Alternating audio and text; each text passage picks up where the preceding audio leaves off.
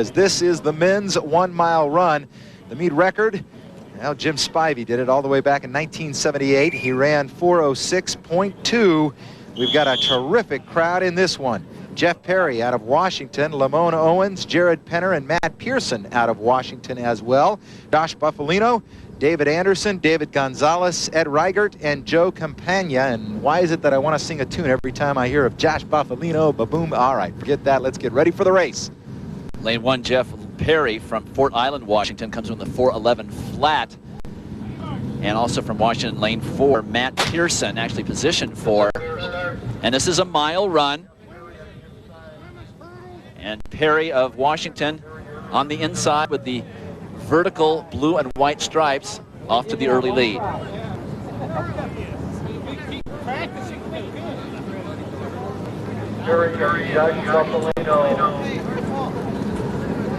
Josh Buffalino is up there in the early crowd as well, the early pack. Buffalino is from Shelbyville, Kentucky. I'll tell you, they have got a terrific and proud tradition of women's basketball down in Shelbyville. Won a couple of national championships. We've been down there in that great city. And Jeff Perry continuing to lead through this first lap of this mile run. Nice even pace. You know, it's really tough when you want to run your race to go out and lead is fine, but then you're doing all the work. Everybody's drawing off of you. If there's any wind to deal with. And there is wind here today. We've talked about that. It has swirled. Sometimes it's in their faces in the sprint events, but this is a swirling constant wind, and that's a great point that you make there, Dwight. He is the one that is going to have to brace that wind and, in fact, create a tunnel of sorts for the runners behind him. As the two runners from Washington at this point, Jeff Perry, followed by Matt Pearson of Seattle, Lamone Owens of Kentucky in third.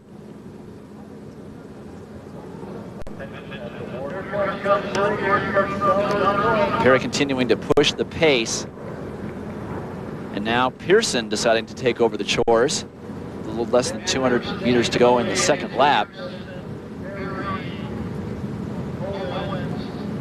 As I said earlier, these cooler conditions really playing into the hands of the milers and 2-milers. Distance events, they like the weather a little bit cooler. We still have everybody together, though. Nobody's broken away. What happens when the field bunches up like that is you get athletes that get boxed, and you also get the chance of being spiked in the middle of the pack as you got 2 laps to go. And that's Pearson leading the race at this point in time now. And Perry stumbled. Perry stumbled and is way back in the pack. Number 94, that is David Gonzalez of Bolingbrook, Illinois, who has moved up into second place. Gonzalez, with all due respect, especially because he is in second place, he's got the legs of a fullback. And Josh Buffalino is in third place now. Perry's starting to get back into the race after stumbling. That's what happens when the pack gets a little bit tighter now. That's Gonzalez who has taken the lead. Gonzalez followed by Pearson, and now Perry up to third place with Buffalino in fourth. So Gonzalez has decided he didn't like the pace and has taken it out on his own, but Pearson's tucked in right behind him and said, it's fine with me for you to lead this. And what a terrific comeback from Jeff Perry. I mean, he stumbled hard and dropped all the way back to next to last, and he has really fought his way back into contention already. This third lap is the one you've got to push if you're a miler, and David Gonzalez is doing that. Matt Pearson staying right on him with a lap to go, but Jeff Perry still well back in third. Gonzalez doing all the work, and Pearson just drawing off of him. Looks like Pearson's ready to make his move, shoulder to shoulder at this point. Well, Gonzalez is going to make him work if he wants to take the lead. 300 meters to go, and Gonzalez is not willing to give up the lead. Pearson should just drop in back behind him, gather himself around the final turn, and then try to make a move down the straightaway. Half a lap to go, Gonzalez and Pearson. Now Pearson made an early move there, but Gonzalez was able to match it. Here comes Pearson.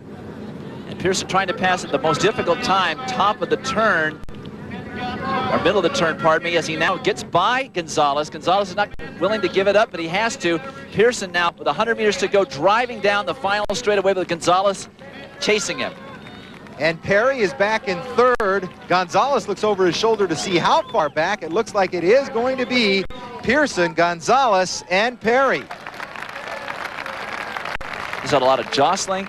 We saw lead changing. David Gonzalez pushing the pace.